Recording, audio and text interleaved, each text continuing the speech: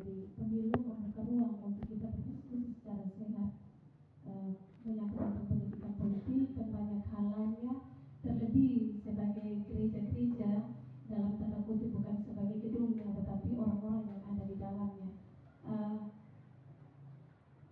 Saya akan membawakan materi yang diberikan waktu 15 menit. Saya mempersiapkan ada slide yang mungkin cukup panjang, tapi saya pendekkan, potong saja inti garis besarnya. Mama semua, kalau kita bicara hubungan gereja dan politik itu isu yang kompleks. Seringkali dia muncul perdebatan, apalagi gereja sebagai institusi spiritual itu punya peran penting dalam kehidupan masyarakat, termasuk sebenarnya dalam ranah politik. Tapi batas-batas keterlibatan gereja dalam politik itu yang seringkali jadi pertimbangan yang serius, bahkan juga muncul pertanyaan mendasar, bolehkah gereja berpolitik? Nah, Bapak Mama, di materi ini saya sedikit menjelaskan ketika kekristenan bicara politik, ada asumsi dan pertanyaan dan pernyataan yang muncul ke permukaan bahwa politik itu kotor. Itu pertama. Makanya kalau di gereja terus bicara politik, jemaat yang satu atau kelompok mama-mama kemudian bicara apa saja, tidak ada bahan lain yang dibicarakan, harus bicara itu bareng semua, dan tidak suka. Memang itu kenyataan real yang terjadi. Dan pemahaman bahwa politik itu tabu, politik itu kotor, Bapak Mama, sebenarnya itu sesuatu hal yang menjadi kekeliruan bagi kita sebagai gereja. Karena sebenarnya gereja juga menjadi bagian dalam kehidupan bersama untuk menjadi pergumulan bersama, dan itu bicara tentang politik. Politik itu seni untuk menata kehidupan sebuah kehidupan pemerintah untuk lebih baik, lebih maju ke depan, dan perlu ada kebersamaan dari semua aktor di dalam sebuah komunitas untuk memainkan perannya dengan baik. Saya pikir kalau politik itu kotor, itu pemahaman yang keliru. Gereja tidak bisa orang-orang gereja tidak bisa berpikir bahwa kita gereja dan kita pikir urusan surgawi begitu. Kemudian urusan duniawi itu yang lain yang tercakapkan begitu. Tidak bisa seperti itu juga. Tapi pemahaman bahwa politik itu kotor juga atau tabu bagi gereja, Bapak Mama. Oleh karena sebenarnya kita juga perlu jujur bahwa kondisi yang terjadi ketika politik itu sehat, tetapi kemudian dibuat menjadi tidak sehat oleh aktor politisinya itu sendiri. Ada perilaku-perilaku yang menyimpang, yang mana ketika berbicara soal politik, pemain aktivis atau politisi itu sendiri, mereka cenderung menunjukkan perilaku yang selalu berpikir jalan yang instan tanpa sebuah proses.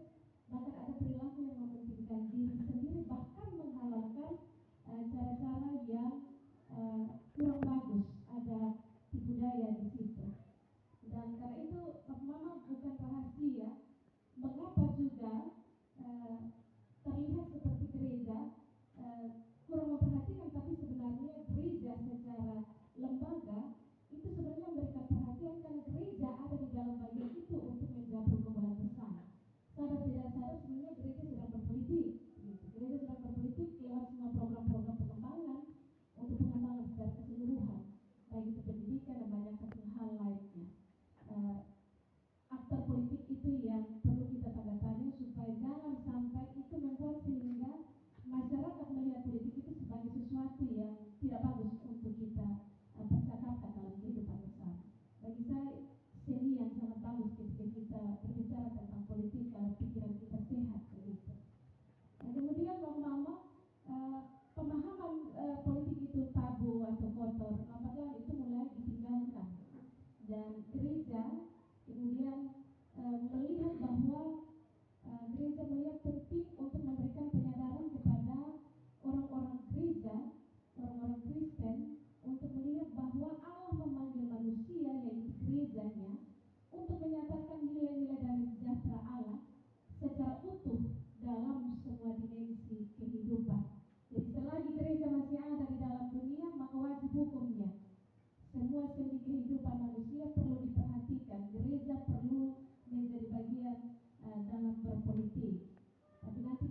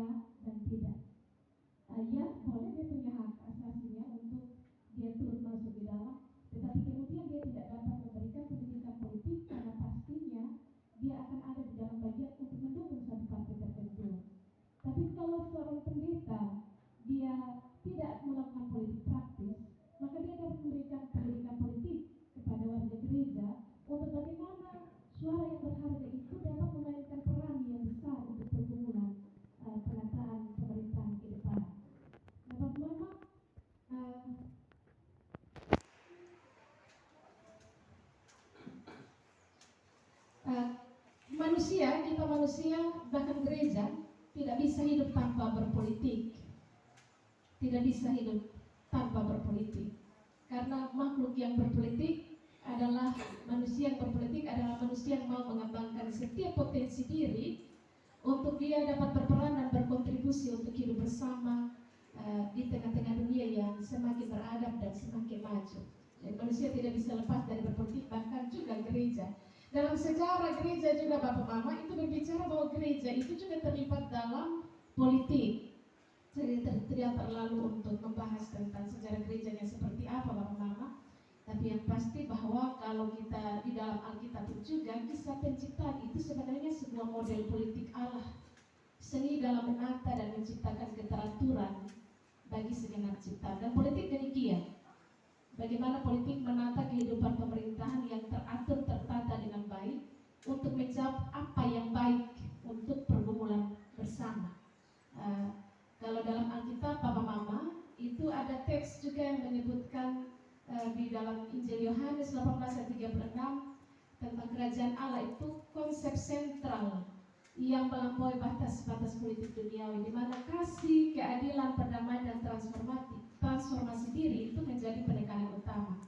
Kemudian dalam konteks penjajahan Romawi, Yesus dalam relasi dengan pemerintah dalam Injil Matius 22 ayat 21 itu juga menginspirasi untuk gereja dan Kristen mengetahui batas keterlibatan politik serta bagaimana menjadi mitra pemerintah. Jadi Yesus tidak pernah memilih menjadi anggota suatu kelompok politik, namun Yesus orang politisi. Yesus menunjukkan posisi politiknya ketika masyarakat juga mengajukan pertanyaan tentang benar jika membayar pajak kepada kaisar ataukah tidak. Dan Yesus menjawabkan kepada kaisar apa yang menjadi hak kaisar dan kepada Allah apa yang menjadi hak Allah. Dan jawaban Yesus ini sebenarnya juga merupakan pertanyaan mendasar tentang hubungan antara agama dan negara. Nah kemudian bagaimana dalam penolakan Yesus terhadap kekuasaan duniawi, Yesus memilih jalan salib. Yesus memilih jalan salib. Dan pilihan Yesus ini sebagai pilihan politik melawan segala bentuk politik yang brutal, yaitu politik yang menindas dan yang berlaku tidak adil pada masa itu. Dan pada saat yang sama salib memperlihatkan bahwa Tuhan menderita, sehingga panggilan politik kekristenan itu adalah panggilan yang menyembuhkan yang menderita dan sakit. Jadi kalau Johannes Calvin Mama itu dia setuju dengan peran gereja dalam politik, namun politik gereja itu ada kaitan dengan panggilan menata bumi. Dari Yesus membangkitkan harapan dan rahasia bagaimana gereja harus bangkit melawan penindasan dan berpihak pada mereka yang lemah, termasuk bagaimana keterlibatan gereja dalam menyuarakan suara profetis atau suara kenabiannya. Kalau dia melihat kondisi sekarang, maka dia tidak bisa tinggal diam, tetapi dia perlu juga berbicara. Kalau di Indonesia, nama yang tidak asing lagi, Johannes Lemena menghembuskan model politik kewarganegaraan. Prinsipnya adalah di satu sisi kita ini warga gereja, tapi di sisi lain kita warga negara, dan kekristenan harus memainkan peran politiknya dengan baik. Arah politik gereja adalah menjaga supaya nasionalisme bangsa itu tetap terpelihara, sehingga yang namanya berbeda-beda tetapi satu, tadi Bapak juga bilang merawat budaya di alam, taramiti tominuku artinya apa? Itu terwujud nyata tentang sikap politik nasionalisme di situ. Dan gereja, arah gereja dalam berpolitik adalah arah gereja menjaga agar nasionalisme bangsa itu tetap terpelihara. Nah, Bapak-Bapak, panggilan gereja dalam politik itu sebuah kesaksian. Kalau dalam gereja disebut sebagai marturia.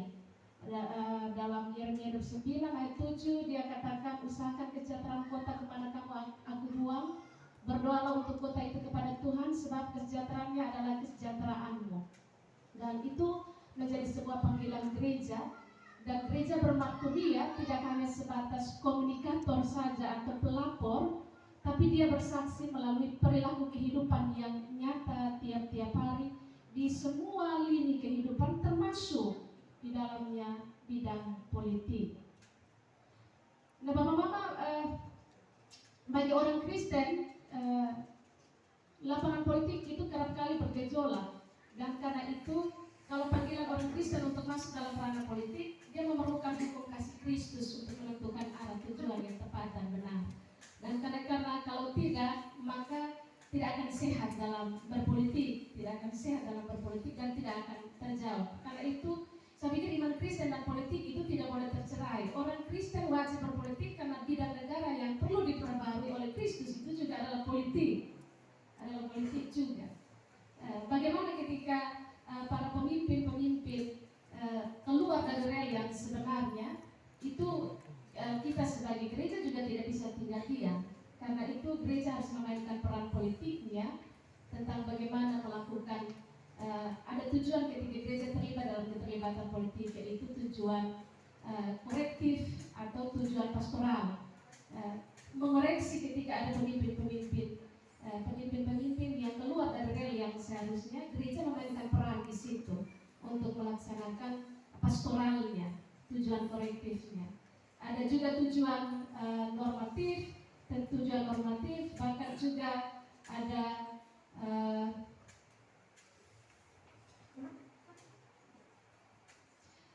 ada tujuan misioner, tentang bagaimana gereja terlibat dalam politik untuk berbicara dan bersaksi tentang kebaikan Allah bagi manusia. Bahkan juga ada tujuan edukatif, yaitu memberikan pendidikan politik bagi warga gereja untuk peduli terhadap panggilannya di dunia, termasuk terlibat dalam politik, bahkan juga sekaligus berfungsi juga dalam memainkan politik praktis. Nah, itu bagi orang-orang gerejanya, dari Mama ketika gereja hadir di tengah dunia ini, gereja melihat